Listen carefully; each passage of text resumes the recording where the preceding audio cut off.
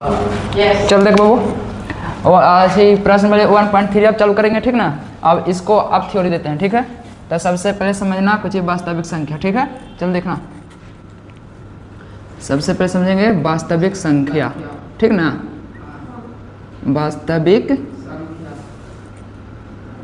वास्तविक संख्या सबसे पहले पूछेगा कि वास्तविक संख्या कहते किसको हैं। तो तुमको बता चुके थे कुछ कि परमेय संख्या और अप्रमेय संख्या को कुछ कहते हैं वास्तविक संख्या। बोलो, जैसे तुमसे पूछेगा कि वास्तविक संख्या किसे कहते हैं, तो कहना कुछ परमेय संख्या जिसमें उपस्थित कुछ रहेगा। तो परमेय संख्या रहेगा, परमेय संख्या और अपरमेय संख्या, ये ना। तब परमेय संख्या और अपरिमेय संख्या को कुछ कहते हैं वास्तविक संख्या कहते हैं, ठीक ना। तो कहेगा कि परमेय संख्या और अपरमेय संख्या किसे कहते हैं। तो तुम लोग के फर्स्ट चैप्टर में थ्योरी दे दिए थे कि वैसा संख्या जिसको P/Q के रूप में लिखा जाता है उसे कुछ कहते थे परमेय संख्या। तो तुमको कहेंगे कि परमेय संख्या किसको कहेंगे, तो इसको P/Q के रूप में लिखेंगे तो इसको क्या बोलेंगे, परमेय संख्या। और उसके बाद बताए थे कुछ जहाँ Q बराबर नहीं रहेगा जीरो, जहाँ Q बराबर नहीं रहेगा जीरो, ये सब ध्यान में है। अब इसको कुछ है तो P/Q के रूप में नहीं लिखेंगे तो इसको कुछ कहेंगे अपरमेय संख्या। तो थोड़ा सा ध्यान देना। तो सबसे पहले कुछ पहला तो कुछ परमेय संख्या, परिमेय संख्या, ठीक ना। चल ध्यान दे, कहेंगे वैसी संख्या, वैसी संख्या जिसे कुछ के रूप में लिखेंगे तो P/Q के रूप में लिखा जा सकता है, चाहे लिखा जाता है। वैसी संख्या जिसे P/Q के रूप में लिखा जाता है, उसे परमेय संख्या कहते हैं, उसे परिमेय संख्या कहते हैं, कहेंगे ना। उसको आप कुछ बताए थे जहाँ, यहाँ फिर लिखेंगे कुछ जहाँ Q बराबर नहीं रहेगा जीरो, जहाँ Q बराबर नहीं रहेगा जीरो। और बताओ इसको मैं कहेगा एग्जाम्पल में, सर्च में बताए थे, सब बताया हुआ है, ठीक ना। चैप्टर फर्स्ट में सब थ्योरी दे देते। देखो तो जैसे बताओ तो P/Q के रूप में लिखा जाएगा, उसको परमेय संख्या कहेगा। तो जैसे कहेगा 22/7 परमेय संख्या है, काहे कि ऊपर का P/Q के रूप में आ रहा है ना। पूछेगा ऊपर का P, तो P का मान कितना 22 और Q का मान पूछेगा तो 7। फिर कहेगा कितना कि 1/2 परमेय संख्या है। फिर उसी प्रकार कहेगा 0 परमेय संख्या है, काहे कि इसको नीचे 1 छिपा हुआ है। तो 0 पूछेगा परमेय संख्या है कि ना, तो कुछ बताएंगे परमेय संख्या है। फिर उसी प्रकार रहेगा कि -0/5 परमेय संख्या है, काहे कि देखो ऊपर हो गया P और नीचे हो गया Q। ठीक उसी प्रकार पूछेगा कि -4/3 परमेय संख्या है।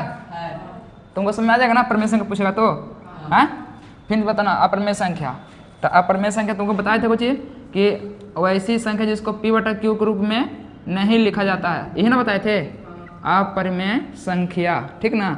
सब बताया हुआ है। चल बताना कि वैसी संख्या जिसे P/Q के रूप में नहीं लिखा जाता है। तो वैसी संख्या जिसे P/Q के रूप में नहीं लिखा जाता है,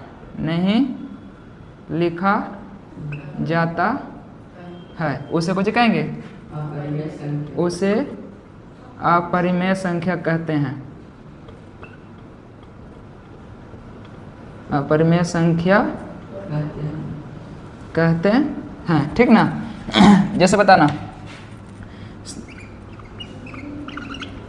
बताओ तो जैसे पूछेगा तुमको कि √3 परमेय संख्या की अपरिमेय संख्या, बोलो।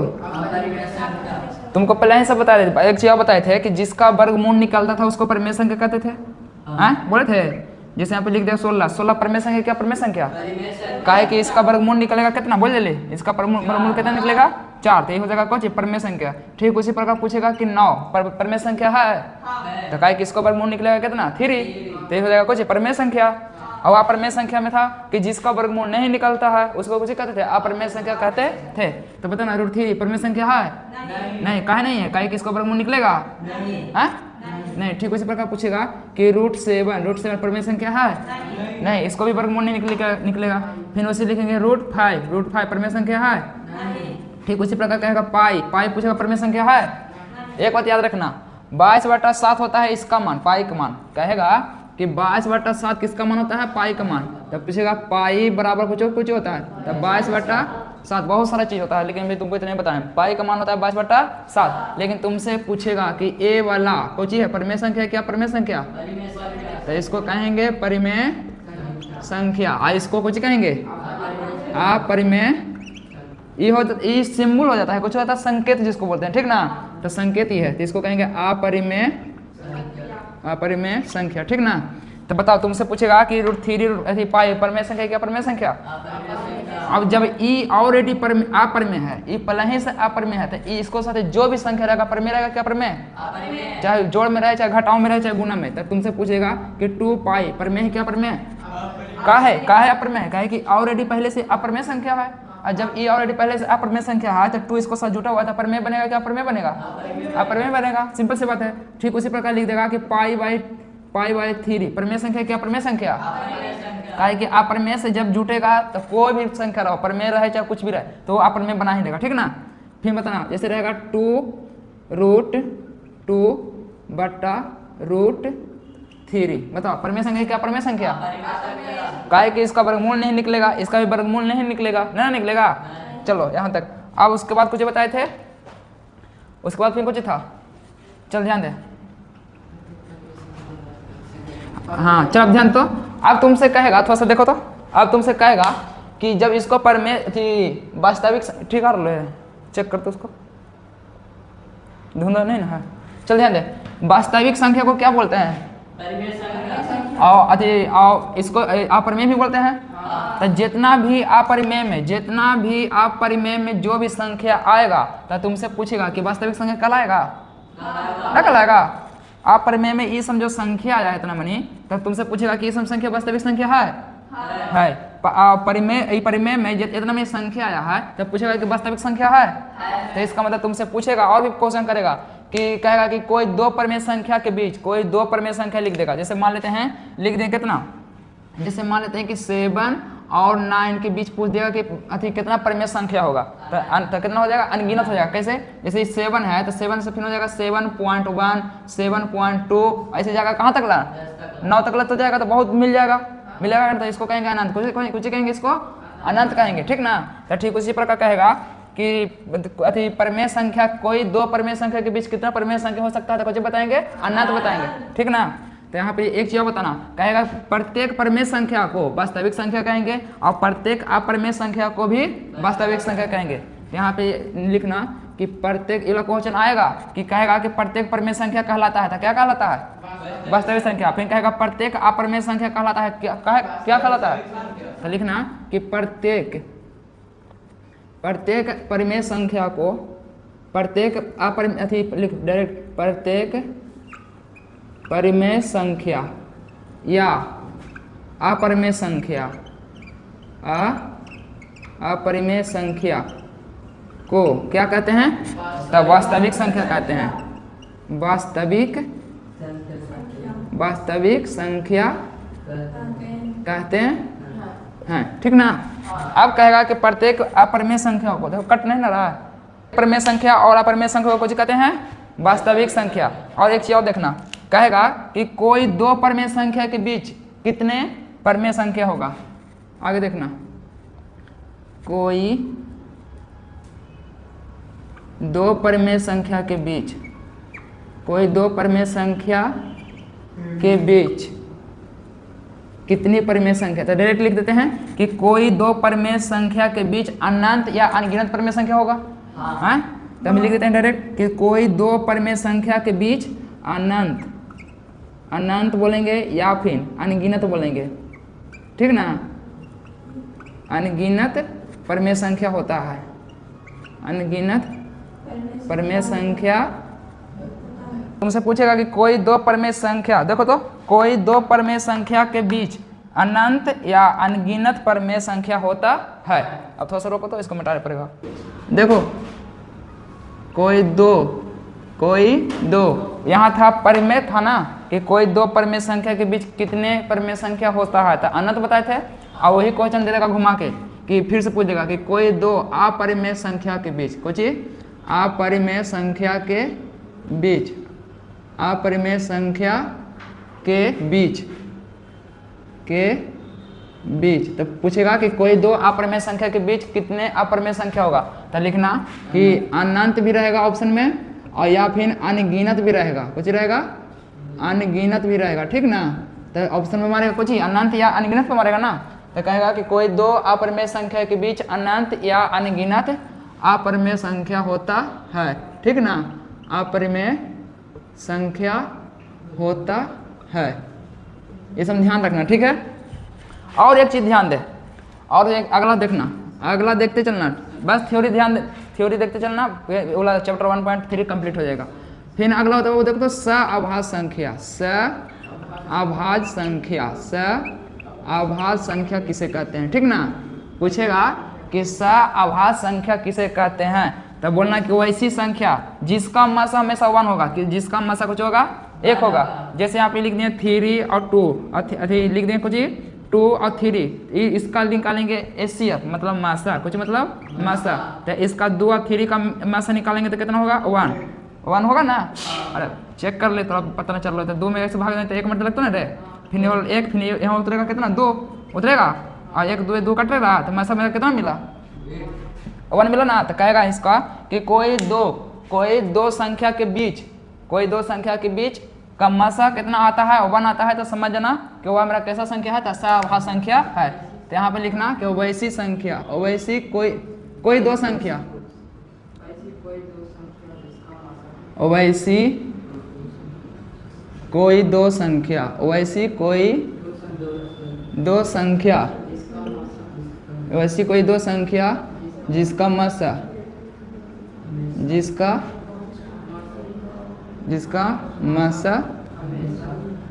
मासा बोले तो कोची एचसीएफ, मासा हमेशा 1 होता है, मासा हमेशा O1 होता है, कुछ होता है O1 होता है, उसको कुछ कहेंगे तो सअभाज्य संख्या कहते हैं। रुकावट यहाँ ही रे, सअभाज्य संख्या कहते हैं। अब ध्यान देना, अरे बाद में बताइए, पहले देखना रे, तो तुमसे पूछेगा, ठीक ना।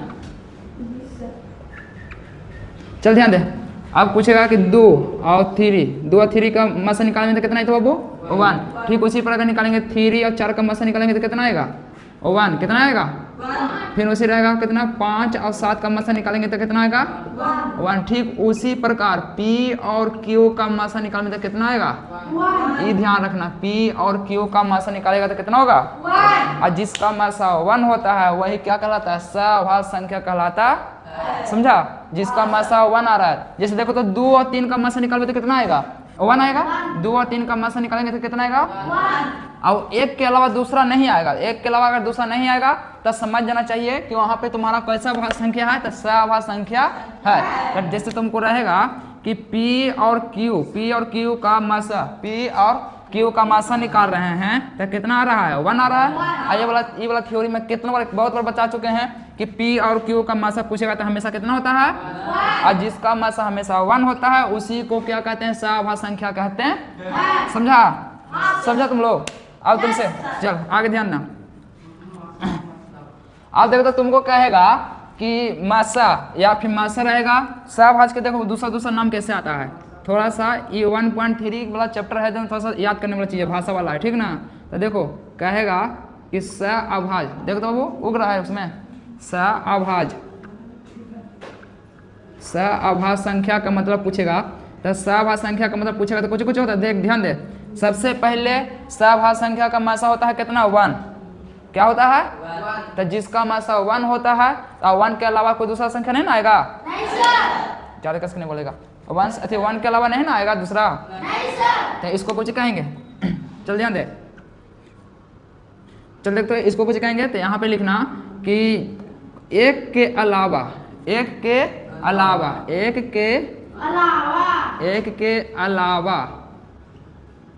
अलावा दूसरा संख्या नहीं आएगा, यही ना कहेंगे। एक के अलावा दूसरी संख्या नहीं आएगी। दूसरी, थोड़ा सा स्टॉप कर दो, वो संख्या थोड़ा सा बाहर जाएंगे, थोड़ा सा रुको। एक के अलावा दूसरी संख्या नहीं आएगा, ठीक ना। इसमें कुछ होगा, हल्ला मत करना, दूसरी संख्या नहीं, सहभाज्य का मतलब, ठीक है।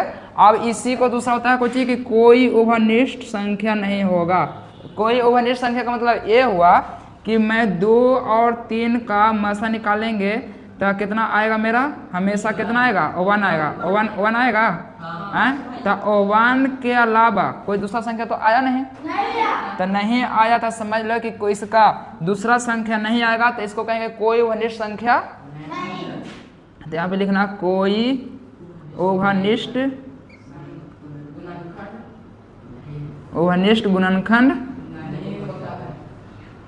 गुणनखंड नहीं होता है, ठीक ना। और एक बात और याद रखना, थोड़ा सा भाषा वाला है, थोड़ा समझने में टाइम लगेगा, ठीक ना, और थोड़ा सा याद भी हो जाएगा। कहेगा मासा कहते किसको हैं, तब मासा का मतलब 2 चीज होगा, देखें यहाँ। तब मासा का मतलब होता है बाबू सहभाज्य संख्या। मासा का मतलब पूछेगा तो कुछ बताएंगे, तो सहअभाज्य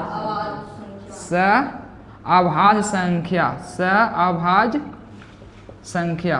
तो कहेगा कि मासा का मतलब पूछेगा तो सहभाज्य संख्या बताएंगे। और दूसरा पूछेगा तब मासा, तब जिसका मासा हमेशा 1 के अलावा दूसरा नहीं आएगा तो उसको कुछ कहते हैं पी और क्यू कहते हैं, कुछ कहते हैं पी और। तो तुमसे पूछेगा कि पी और क्यू का मासा हमेशा कितना होता है। अब यही तुमको कह देगा कि पूछ दो मासा, ये बोल देने को चाहिए मासा, ये कुछ बोल देने मासा। और ठीक उसी प्रकार कह देगा कि पी और क्यू का लसा, पी और क्यू का लसा। तो पी और क्यू का लसा मतलब कुछ होगा, तो पी क्यू होगा, नहीं समझा। देखो कैसे होगा, जैसे कह देगा 2 और 3 का लसा, तो लसा निकलते रहे, अरे ऐसे करके निकालने तो निकलता है, ना निकलते तो इसको कुछ कर देगा, गुना कर देगा, तो 3 दूनी कुछ हो गया, 6 हो गया। 6 कैसे नहीं लिख सकते हैं, 6 कैसे नहीं लिख सकते हैं, 2 गुना 3 लिखेंगे ना। तो ठीक उसी प्रकार काउची कर रहा है, ठीक उसी प्रकार कहेगा तुमको कि पी और क्यू का एलसीएम, तो एलसीएम का मतलब लसा, तो लसा निकलेगा, गुना निकले लगेगा बोला, नहीं लगेगा तो कुछ डायरेक्ट गुना हो जाएगा, तो पी इंटू क्यू हो जाएगा। तो तुमको पूछेगा लसा, तो लसा बताएंगे P into Q, P Q बताएंगे लसा। और इसका मासा हमेशा कितना होगा, 1, ये तो फिक्स ही है। और इसका जब मासा जिसका 1 आता है उसको कुछ कहते हैं, तो उसका कोई उभयनिष्ठ गुणनखंड नहीं होता है, ठीक ना। ये वाला ध्यान में रखना। अब ध्यान दो तो इसका पूछेगा कि इसका मासा, तो सहभाज्य संख्या होता है और हमेशा पी और क्यू का मासा, पी और क्यू का मासा एक के अलावा दूसरा होगा, नहीं होगा। तो यहाँ पे लिखना कि पी और क्यू का मासा एक के अलावा दूसरा नहीं होता है, दूसरा नहीं होता है। चलो यही थोड़ा सा था, और थोड़ा सा देख लेते हैं। चलो थोड़ा सा रोक इसको, इसमें अब नहीं कुछ है। चल देख तो, अब तुमको कहेगा कि इसको सिद्ध करें कि √2 एक अपरिमेय संख्या है, तो इसका भी थोड़ा सा देते हैं थ्योरी। अभी थ्योरी दे रहे हैं तो थ्योरी चलेगा, कोई दिक्कत हो रहा है, डोल रहा है। चल ध्यान दे, तो सबसे पहले देखो बोले, चल ध्यान दे, जब इस प्रकार के प्रश्न रहेगा तो ये रहेगा अपरिमेय तो मानेंगे परिमेय, ठीक है, और रहेगा परिमेय तो मानेंगे अपरिमेय। समझ ना। यहाँ पे लिखना कि जब इस प्रकार का प्रश्न हो, तो जब इस प्रकार का प्रश्न हो तो चैप्टर बाय चैप्टर थ्योरी दे रहे हैं बाबू, ठीक ना। इसलिए पहले थ्योरी कंप्लीट रहेगा तो सब कुछ कंप्लीट रहेगा। उसे हल करने का निम्नलिखित तरीका है, उसे हल करने का निम्नलिखित तरीका है, ठीक ना। स्टेप बाय स्टेप सिखा देंगे तो सब सीख जाएगा, तरीका है। चल देखो तो, जब इस प्रकार के प्रश्न रहता है तो किसी कोई घोर के पी लेता है, और जो समझ गया तो उसको लेकर टेंशन नहीं है। चल देख, यहाँ पर हो अपरिमेय संख्या, तो मानेंगे कौन चीज, परिमेय संख्या। तो फर्स्ट स्टेप कौन कहलाएगा, बता जल्दी। फर्स्ट स्टेप यही ना कहेंगे कि जब अपरिमेय संख्या हो तो परिमेय संख्या के रूप में माना जाता है, तो इसको कौन लिखेंगे। तो सबसे पहले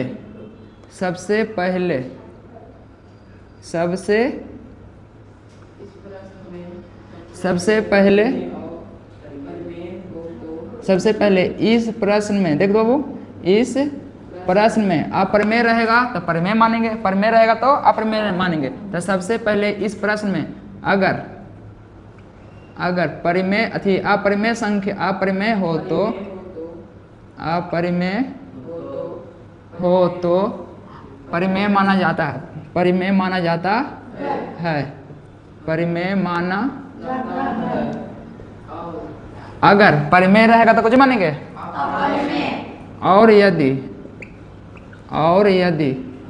परिमेय संख्या हो तो, परिमेय संख्या हो तो कुछ मानेंगे अपरिमेय संख्या। अगर परिमेय संख्या हो तो अपरिमेय संख्या माना जाता है, अपरिमेय संख्या माना जाता है। हो गया। फिर अब देख अगला स्टेप, जैसे ही इसको मानेंगे तो तुमको अभी थोड़ी देर पहले बताए थे कि P और Q का मास हमेशा कितना होता है, तो यहाँ पे लिखना कुछ ये उसके बाद में लिखा जाता है कि यदि उसके बाद लिखना कुछ कि उसके बाद P और Q का मासा 1 होने के कारण, P और Q का मासा 1 होने के कारण, 1 होने के कारण उसको क्या कहेंगे। तो तुमको बताए थे कि सहभाज्य संख्या कहते थे कि जिसका मासा 1 होगा उसको क्या बोला जाएगा, सहभाज्य संख्या। तो 1 होने के कारण उसे सहभाज्य संख्या के रूप में, सहभाज्य संख्या के रूप में, सहभाज्य संख्या के रूप में दर्शाया जाता है। यही ना कहेंगे, दर्शाया जाता है। जहाँ, वहाँ पर एक चीज और लिखना कि जहाँ Q बराबर नहीं रहेगा 0, जहाँ Q बराबर नहीं रहेगा 0। चलो उसके बाद फिर कुछ होता है कि दोनों तरफ इसको स्क्वायर करते हैं, यही ना करते हैं। उसके बाद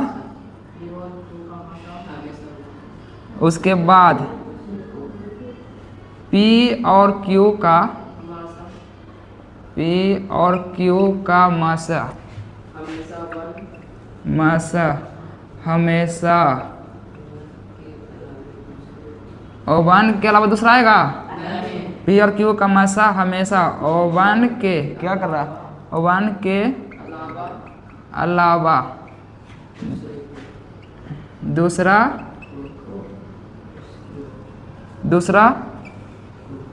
नहीं होता है,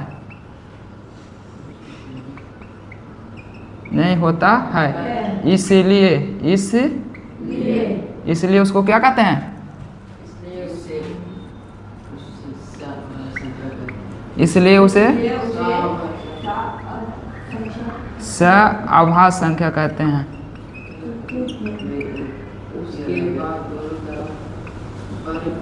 चल देख उसके बाद फिर कुछ कहेंगे, ये तो 2 बार लिख दिए हैं। चल देख कोई दिक्कत नहीं चलेगा। उसके बाद फिर कुछ करते हैं, दोनों तरफ वर्ग करते हैं। उसके बाद कुछ होगा,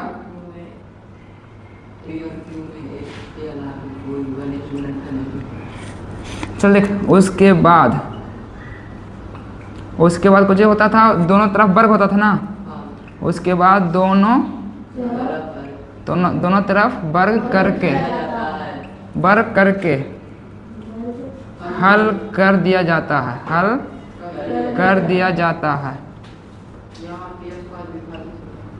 चल इसी प्रक्रिया के द्वारा फिर इसको कुछ कर देते हैं, सोल्व कर देते हैं। ठीक ना।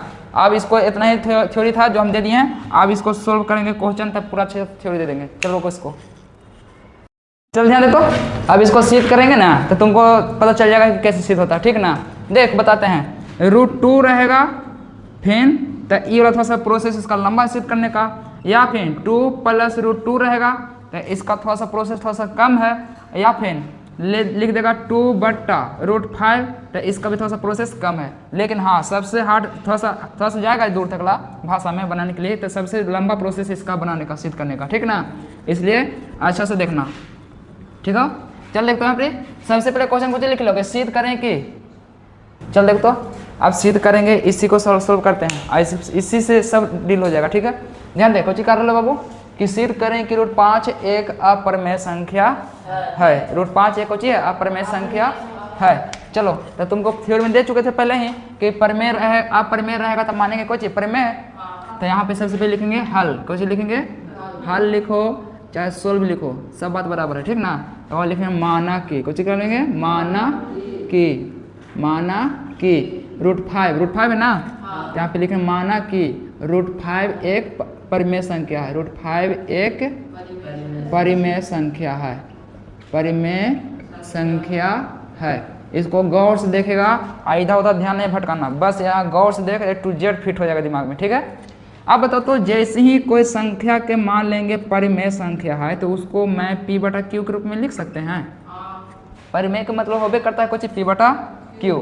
तो जैसे मान लेते हैं 3 परिमेय संख्या है, तो सिंपल सी बात है कि 3 को मैं P/Q के रूप में लिखेंगे, ठीक रहेगा। 10 परिमेय संख्या है तो 10 को P/Q के रूप में लिखेंगे, कैसे, इसको बटा 1 कर दे तो ये होगा कोची P, अरे बैल कहीं का परिमेय ये होगा P ना रे, और फिर कुछ हो गया पूरा गधा है कि। फिर जैसे यहाँ पे देखो 3 का P/Q के रूप में लिख दें तो इसका मतलब P कुछ बन गया और Q कुछ बन गया, ठीक। उसी प्रकार यहाँ पे था √5 था ना, तो इसको P/Q के रूप में लिख दें तो नीचे हो गया 1, तो ऊपर हो गया कुछ 5, P हो गया कितना √5 और Q हो जाएगा कितना। तो सिंपल से बात है, तो जैसे ही इसको √5 के माने हैं परिमेय संख्या, कुछ माने हैं तो परिमेय संख्या माने हैं तो इसको P/Q के रूप में लिख सकते हैं, बोलो जल्दी हैं। तो बताओ जैसे यहाँ पे √5 एक परिमेय संख्या है, उसके बाद फिर लिखेंगे कुछ कि इसलिए फिर √5 बराबर 5/P/Q लिख सकते हैं, बोलो। तब P/Q लिखला के बाद थोड़ा सा यहाँ पे भाषा बनता है, सुंदर देखे में लिखे लगे, ऐसे खाली किया प्रोसेस डाला, ठीक ना, कि एक कहानी चला रहा है, दुख भरी कहानी चलाओ चाहे सुख भरी कहानी चलाओ, एक खाली कहानी से एक खिस्सा खत्म करके, ठीक ना बाबू, इसलिए ध्यान देना। तो देखो तो जैसे P/Q लिखते हैं तो तुमको बताए थे कि P और Q का मासा पूछेगा तो कुछ बताएंगे हमेशा 1 होता है, हमेशा। और जिसका मासा हमेशा 1 होता है उसको सहभाज्य संख्या कहते थे नहीं, जिसका मासा हमेशा 1 होता है उसको हमेशा कुछ कहेंगे सहभाज्य संख्या कहेंगे। जैसे कह देगा 2 और 3 का मासा पूछेगा तो कितना बताएंगे, तो इसका हमेशा इसको कुछ कहेंगे सहभाज्य संख्या है, कुछ कहेंगे, किसको कहेंगे सहभाज्य संख्या, तो 2 और 3 को कहेंगे, ठीक। उसी प्रकार कह देगा 5 और 7 का मासा कितना होता है 1, तो जैसे 5 और 7 का मासा 1 के अलावा दूसरा नहीं आ रहा है तो सहभाज्य संख्या कहलाएगा कुछ, तो 5 और 7 कुछ बन गया सहभाज्य संख्या, समझ रहा बात के। तो जिसका मासा हमेशा 1 होता है, जैसे यहाँ पे लिख दें कितना 2 और 5, और 2 5 का मासा पूछेगा तो कितना बताएंगे, तो 1 के अलावा दूसरा नहीं आ रहा है, तो समझ ले कि कैसा संख्या कला रहा है, तो सहभाज्य संख्या। तो ठीक उसी प्रकार यहाँ पे कुछ लिख दिए हैं P और Q, P/Q। तो P/Q यहाँ पे लिखा है तो 2 रूप में काम करेगा, पहला कुछ करेगा, पहला चलेगा कुछ परिमेय संख्या के रूप में काम करेगा कि P/Q के रूप में लिख दो तो परिमेय संख्या बन गया ना। और दूसरा में कुछ होगा कि जैसे ही परिमेय संख्या के रूप में बन जाता है तो तुमको पता है कि P और Q पर हो जाओ, P और Q का मासा पूछेगा तो हमेशा कितना होता है 1, और जैसे ही P और Q का मासा 1 होता है, अरे बैल कहीं का जोन रे, जैसे P और Q का मासा 1 होता है तो समझ जाना कि वो कुछ होता है सहभाज्य संख्या होता है। तो यहाँ पे तुमसे पूछेगा तो तुम यहाँ पे कुछ लिखेंगे, यहाँ लिखेंगे कुछ कि जहाँ P एवं Q, चाहे P और Q कुछ भी लिख दे, P एवं Q कुछ कहलाएगा, काहे कहलाएगा, काहे यहाँ पे यही सहभाज्य संख्या तो काहे का मान ना हो तो तू ऐसे भी लिख सकता है कि P एवं Q का मासा 1 होता है, P और Q का मासा 1 होता है। अब बताओ तो 1 होता है तो तुम ऐसे भी लिख सकता है, लेकिन जानता है कुछ प्रोसेस कहता है, इसका प्रक्रिया ये कहता है कि P एवं Q का मासा, तो जिसका मासा 1 होता है उसको सहभाज्य संख्या कहते हैं। तो ये वाला हटाओ और सहभाज्य संख्या को लगाओ, ठीक ना। तो अच्छा लगे गुने जानता कुछ किया है, एक खाली डाल दिया है कि जहाँ P एवं Q सहभाज्य संख्या होता है, सहभाज्य संख्या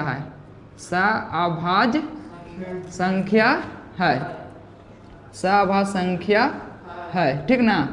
यहाँ तक कोई दिक्कत है, यहाँ तक किसी को दिक्कत नहीं। अब जैसे सहभाज्य संख्या है तो इसका पूछेगा मासा, तो 1 के अलावा दूसरा होगा ना होगा, 1 के अलावा दूसरा होगा। तो यहाँ पे लिखना कि एक चीज और लिखाए थे कि यहाँ कोई P एवं Q में 1 के अलावा क्यू में एक के अलावा कोई उभनिष्ठ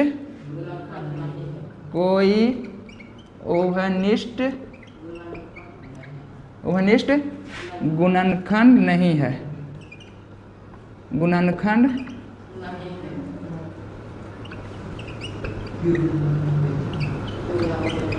नहीं है। अब बता तो, जैसी जिसका मासा हमेशा 1 होता है उसका गुणनखंड होगा, कोई उभनिष्ठ गुणनखंड होगा? अरे बैल कहीं का, जैसे 2 और 5 का मासा हो गया 1 और 1 के अलावा दूसरा संख्या आ ही नहीं रहा तो कोई और उभनिष्ठ संख्या आएगा?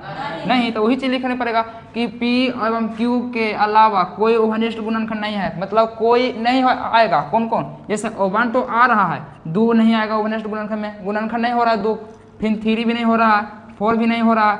समझा बात के? अब यहाँ पर एक चीज और लिखना, अब जैसे P बटा Q उसको माने हैं तो यहाँ पर एक चीज और लिखना कि तुमको थ्योरी कहता है P बटा Q कुछ कि जहाँ Q बराबर नहीं रहना चाहिए कुछ 0, जहाँ Q बराबर नहीं रहना चाहिए कुछ 0। अब ध्यान देना, अब कोशिश करेंगे कि अट जाए एक बार में, ठीक ना? चल देखो अब थोड़ा सा जल्दी देखना। चल देखो तो, अब इसको कुछ करेंगे क्या? उसके बाद थ्योरी कहता है दोनों तरफ इसको वर्ग करेंगे। अब इसको कुछ करेंगे, वर्ग करेंगे। हमको मन करना है इसको वर्ग करना, मतलब स्क्वायर करना, तो ये पट्टी भी करेंगे तो ये पट्टी भी करेंगे ना, तो दोनों पट्टी एक तरफ नहीं ना करेंगे वर्ग, जब भी करेंगे तो दोनों तरफ। तब यहाँ पे से लिखते हैं, देख √5 बराबर P बटा Q। अब इसको भी वर्ग करेंगे तो इसको भी वर्ग करेंगे।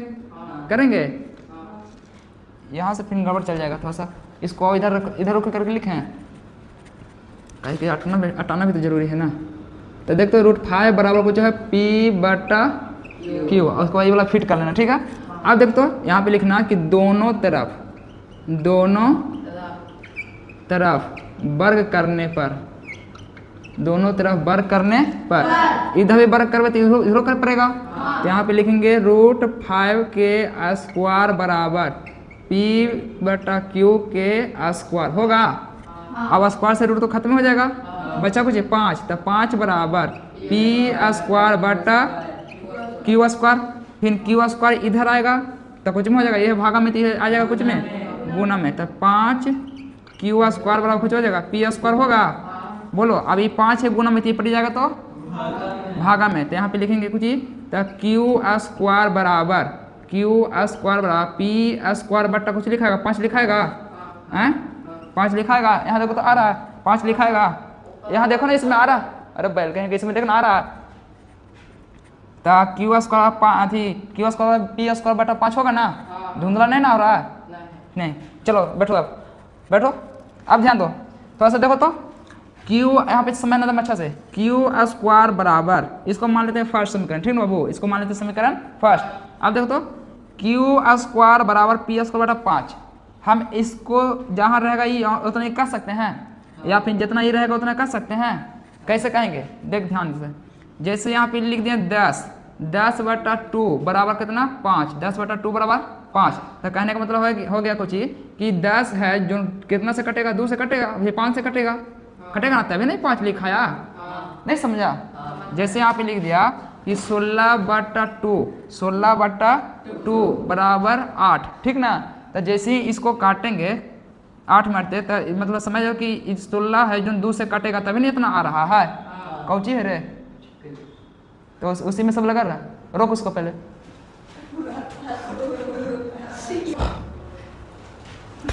हो गया। चल ध्यान दे, जैसे यहाँ पे कुछ समझा रहे थे कि देखो तो, ए बाबू देख, जैसे यहाँ पे समझा रहे थे कि P स्क्वायर बटा 5 है बराबर कुछ Q स्क्वायर है, लपड़ा दो चुप देखने थे, P स्क्वायर बटा कितना है 5 है ना, बराबर कितना है Q स्क्वायर।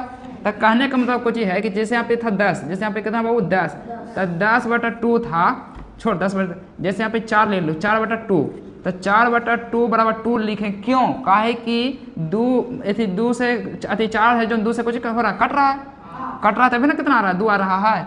तो सिंपल सी बात कहेंगे कि इसका मतलब 4 में 2 से भाग लग रहा है ना, जैसे 4 में 2 से भाग लग रहा है तभी ना 2 आ रहा है। जैसे उसी प्रकार यहाँ पे लिख देंगे कि 16 बटा 4 बराबर लिख दें 4, लिख दें ना, तब बता तो 16 में 4 से भाग लग रहा है, तब जब 16 में 4 से भाग लग रहा है तो कितना आ रहा है?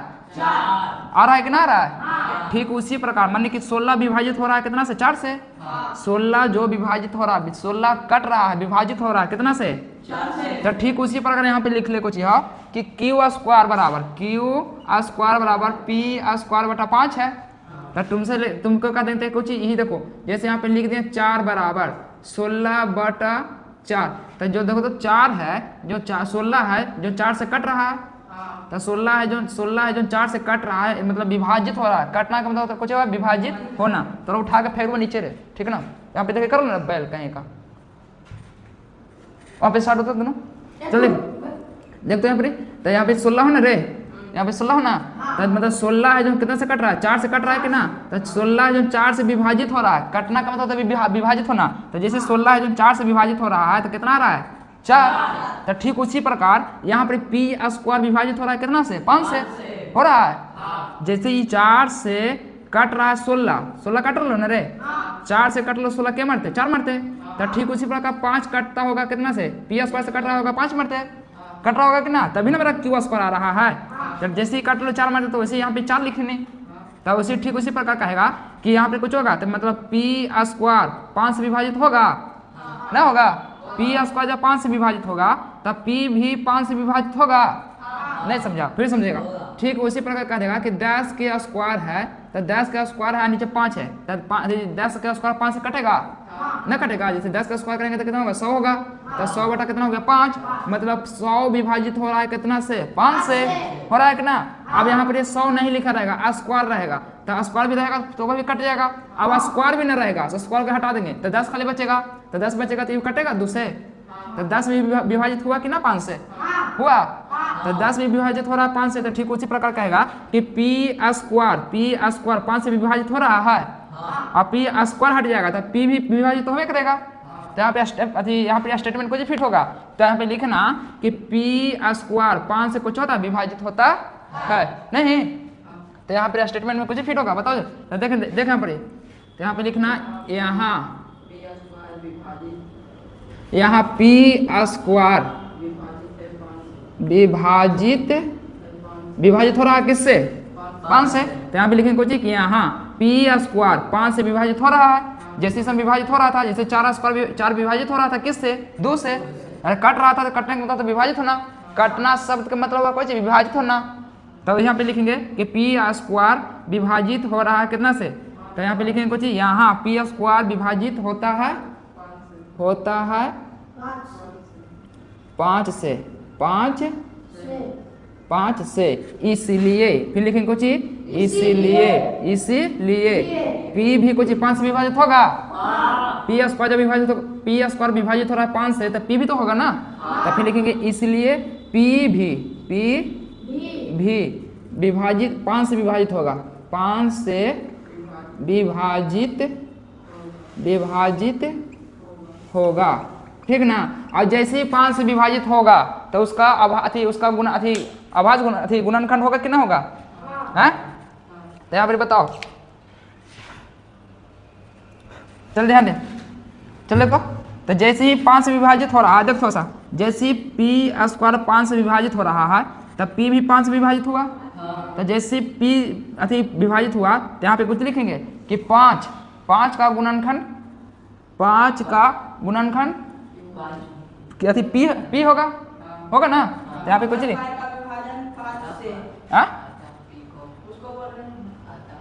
तो फिर लिखेंगे अतः, फिर लिखेंगे कुछ यहाँ पे लिखना अतः 5 का गुणनखंड, अतः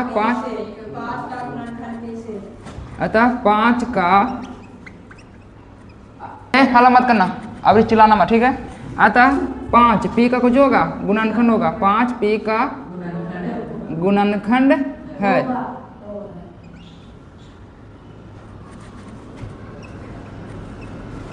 अब इसको मानेंगे समीकरण सेकंड, ठीक है ना। अब चल ध्यान दे थोड़ा सा,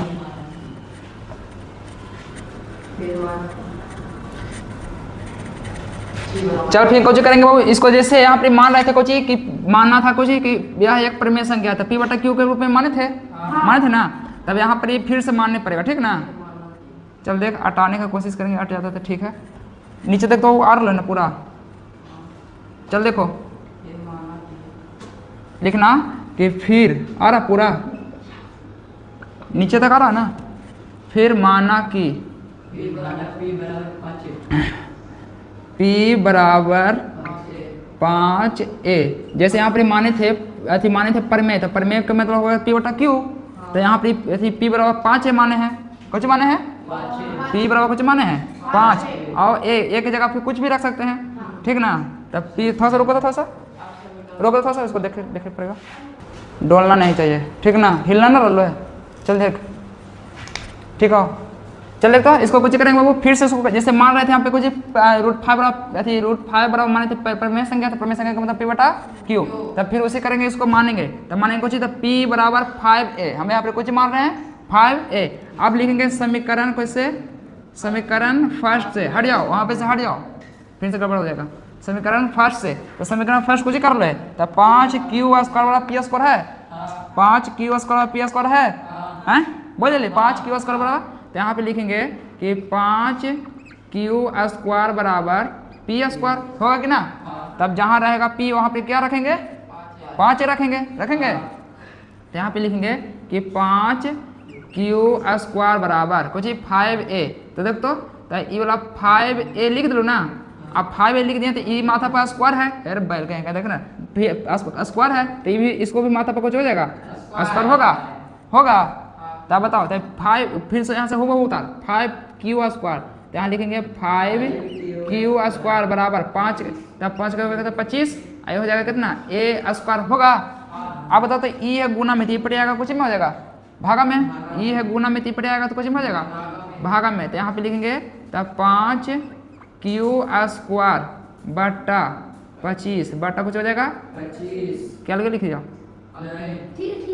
नहीं हटेगा। यहाँ पे देखो तो यहाँ पे लिखेंगे 5q², तो यहाँ पे लिखेंगे 5q², ये है गुना में, तो पड़ जाएगा तो कुछ में हो जाएगा, तो यहाँ पे हो जाएगा बटा 25, और बराबर बचा a²। ये वाला a हो, ध्यान देना, ये कौन हो a, यहाँ पे लिखे अच्छे से a पर अच्छे से ध्यान देना, ठीक है। तो ये हो जाएगा 5a+25 a² है ना, तो यहाँ पे बराबर हो जाएगा a² होगा। तब 5 से क्या मरते कटेगा, 5 मरते कटेगा, 5 बचे 25, तो बचा कुछ q²। तब q² बटा 5 बचा, q² बटा कितना बचा 5, तो q² बटा कितना बचा 5, ठीक ना। तो q² बटा 5 बराबर कुछ हो जाएगा a², कुछ हो जाएगा a²। यहाँ तक कोई दिक्कत है, यहाँ तक कोई दिक्कत है। आप थोड़ा सा ध्यान दो, तो रुक जाओ, आप ध्यान दो।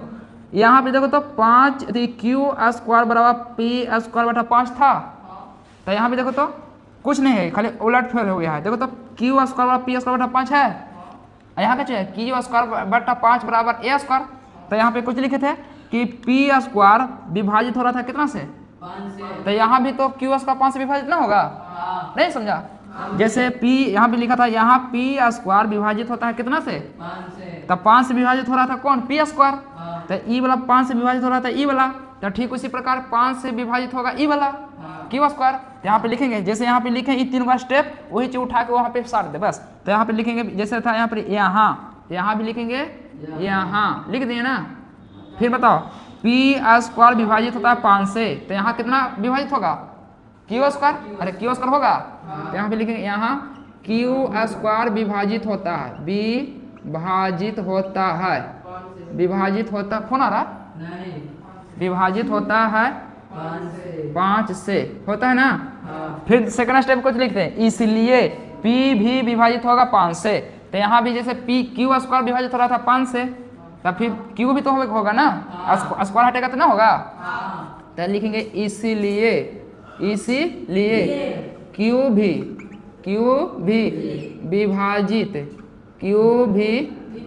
विभाजित होगा 5 से, q भी विभाजित होगा 5 से, ठीक ना, 5 से विभाजित होगा। समझा बात के, हैं? अरे बोल रहे समझ नहीं रहे, पूरा मोटा दिमाग है। और बाद फिर लिखेंगे कुछ आता, फिर लिखेंगे कुछ आता। जैसे 5 P का गुणनखंड होगा, वैसे यहाँ पे लिखेंगे 5 Q का गुणनखंड होगा। तो वैसे लिखेंगे यहाँ पे कि 5 कॉमा क्यू का गुणनखंड होगा। समझा? आई हो जाएगा इक्वेशन कितना? थर्ड। ये समीकरण कितना हो गया? थर्ड। अरे वो यहाँ तक आया है, देखो तो समीकरण कितना आया? थर्ड। कोई दिक्कत है इसमें? चलो अब इसको कुछ करेंगे, आ रहा है। चलो अब देख थोड़ा सा, अब यहाँ पे से कुछ करेंगे, समीकरण थर्ड और फोर्थ सेकंड को कुछ करेंगे, मैच करेंगे, ठीक ना? अब बताओ तो समीकरण अब समीकरण सेकंड और थर्ड से, चलो समीकरण सेकंड और थर्ड से चलेंगे। तो समीकरण सेकंड कुछ कर लो है, चलो तो पी देख तो बाबू, पी हो गलो और क्यू हो गलो। पी का अवनिष्ठ गुणनखंड कितना है? 5। और क्यू का अवनिष्ठ गुणनखंड कितना आ रहा है?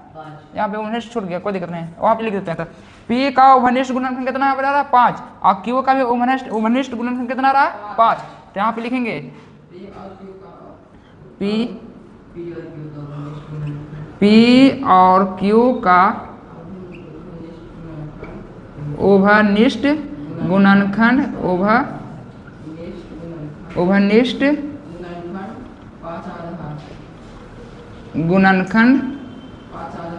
5 आ रहा है।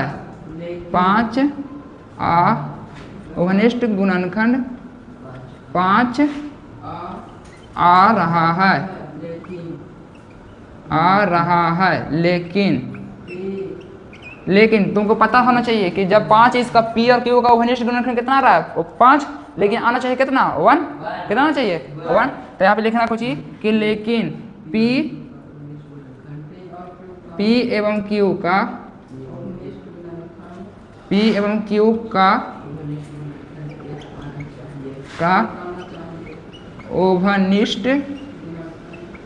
उभयनिष्ठ गुणनखंड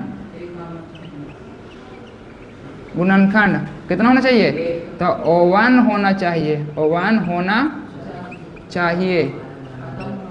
चलो अब तुम्हें बताओ तो कुछ ही यहाँ पर P और Q का उभयनिष्ठ गुणनखंड कितना आ रहा है बाबू? और तुमको थ्योरी में दिए थे कि P और Q का हमेशा मासा कितना होता है? 1 होता है। बोलो P और Q का मासा हो गलो 1, तो समझ ले कि उभयनिष्ठ गुणनखंड हो गलो कितना? 1 फिक्स हो जाता है। अरे एक के अलावा दूसरा आया था? अरे बैल कहीं देख यहाँ पर बैल, अरे बैल देख यहाँ पर कोई P एवं Q में एक के अलावा कोई उभयनिष्ठ गुणनखंड नहीं आ रहा है।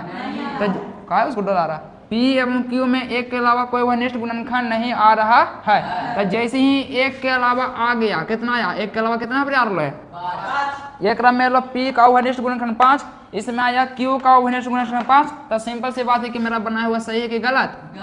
गलत। इसका मतलब हम कहीं ना कहीं गलती किए हैं। तो हम गलती कहाँ किए हैं? तब यहाँ पर किए हैं, मानने में गलती कर दी है। कुछ माने थे कि √5 एक परिमेय संख्या है, और जबकि रियल में था कुछ अपरिमेय संख्या। अरे इसका रियल आंसर होगा कुछ अपरिमेय संख्या होगा ना? क्या होगा? क्या इसका वर्गमूल निकलेगा? नहीं निकलेगा। लेकिन हम इसको जानबूझ के मान लिए थे कुछ परिमेय संख्या। अपरिमेय संख्या माने तो फिर कुछ पता चला कि P का उभयनिष्ठ गुणनखंड हो गया 5 और Q का भी उभयनिष्ठ गुणनखंड कितना हो गया? 5। और तुमको पढ़ाए थे थ्योरी में कि P और Q का उभयनिष्ठ गुणनखंड एक के अलावा दूसरा आता है ना? एक के अलावा आता है? कोई दिक्कत है? एक के अलावा आता है क्या? एक के अलावा नहीं आ रहा है। तो एक के अलावा नहीं आ रहा है, तो यहाँ पर कितना आ रहा है? 5 आ रहा है। अब 5 आ रहा है तो मतलब मेरा बनाया हुआ गलत है। तो कहीं ना कहीं गलत किए। तो कहाँ हम गलत किए? तो यहाँ पे गलती किए। कहाँ पे? मानने में गलती किए हैं। अरे मानने में गलती किए ना रे। था अपरिमेय संख्या, मान लिए कुछ परिमेय संख्या, ठीक है ना? परिमेय संख्या। तो तुमसे यहाँ पे कहेगा कि P और Q का उभयनिष्ठ गुणनखंड कितना आ गया है? 5 आ रहा है। लेकिन P एवं Q का उभयनिष्ठ गुणनखंड कितना होना चाहिए? 1। इसका मतलब हमको मानना गलत हो गया ना? तो उसको हम कुछ लिखेंगे, तो फिर लिखेंगे कुछ कि अतः हमारा मानना गलत साबित हुआ। गलत साबित हुआ तभी ना गलती निकल गया। आना चाहिए था 1, निकल गया 5। तो अतः हमारा मानना गलत साबित हुआ कि ठीक है ना? ठीक है ना? साबित हुआ कि √5 एक परिमेय संख्या है, परिमेय संख्या है। आप परिमेय संख्या तो इसको कोई विरोध कर दिया तो यहाँ पे लिखेंगे विरोधाभास से, इसलिए, इसीलिए किससे, तो विरोधाभास से, इसलिए विरोधाभास, विरोधाभास से रूट 5 एक अपरिमेय संख्या है, अपरिमेय संख्या है। अब यहाँ पे लिखेंगे प्रूव्ड, ठीक ना। अब समझेंगे प्रूव्ड, रुक दिया, चल देख थोड़ा सा, अब समझ थोड़ा सा, तुम लोग बैठ जाओ, अब समझ थोड़ा सा। अब जैसे कह दिया कि यहाँ पर परिमेय था, अपरिमेय संख्या बना दिए कुछ ही परिमेय संख्या, और जैसे परिमेय संख्या बना दिए तो कुछ मेरा निकल गया कि यहाँ पर 5 थी, पी का अवनिष्ठ गुणनखंड कितना आ गया 5, पी का अवनिष्ठ गुणनखंड कितना आ गया 5, और यहाँ क्यू का अवनिष्ठ गुणनखंड कितना आ गया 5, यहाँ पर अवनिष्ठ छूट गया है, यहाँ पर अवनिष्ठ छूट गया, ठीक ना। तो पी एवं क्यू का अवनिष्ठ गुणनखंड कितना हो गया 5। अवनिष्ठ गुणनखंड का मतलब ये हुआ कि पी और क्यू का मासा, पी और क्यू का मासा हमेशा कितना आना चाहिए, 1 आना चाहिए। तो पी एवं क्यू का मासा हमेशा कितना आना चाहिए, और एक के अलावा दूसरा आ गया तो मेरा बनाया हुआ गलत हो गया, सिंपल सी बात है। तो गलत हम कहाँ पे किए थे, तब मानने में गलती किए थे ना। तब तुमसे कहेगा कि ऐसा कि सिद्ध करें कि रूट 5 एक अपरिमेय संख्या है, तो सिद्ध कर लेगा। तुम्हारा खाली ई वाला अकेले वाला रहेगा तो इतना मैंने कहानी के साथ लिखे पड़ेगा, ठीक ना। इतना मैंने कहानी लिखी, फिर का हिस्ट्री दें, समझाएं, ये तुम्हारा रहेगा, ठीक ना। खाली एक वाला में खाली इतना लंबा है, बाकी सब छोटा छोटा है, बाकी सबके छोटा कर देंगे, ठीक ना। तब यहाँ पे मान लेते हैं कि 5 ना रहेगा कितना, रूट 2 रहेगा, कुछ रहेगा रूट 2। तो रूट 2 रहेगा क्वेश्चन में, तो जहाँ 5 दिखाई दे तो वहाँ पे खाली 2 फिट कर देंगे, ठीक है। यहाँ पे मानेंगे फिर 2, यहाँ पे फिर रखेंगे 2, सगरो 2 सगरो रखते चल जाएगा, ठीक है, इसमें कोई दिक्कत नहीं होगा। अब मान लीजिए कि रूट 2 नहीं रहेगा, रूट रहेगा कितना 3, तो रूट 3 फिट कर देंगे। जहाँ जहाँ 5 रहेगा वहाँ 3 लिख देना, ठीक ना। ये तुम्हारा था का कुछ, ये सबसे हार्ड वाला थोड़ा सा था और दूर वाला था, ठीक ना। ये था तुम्हारा थ्योरी के अनुसार। अब बाकी चैप्टर कल स्टार्ट करेंगे, चल बंद करो।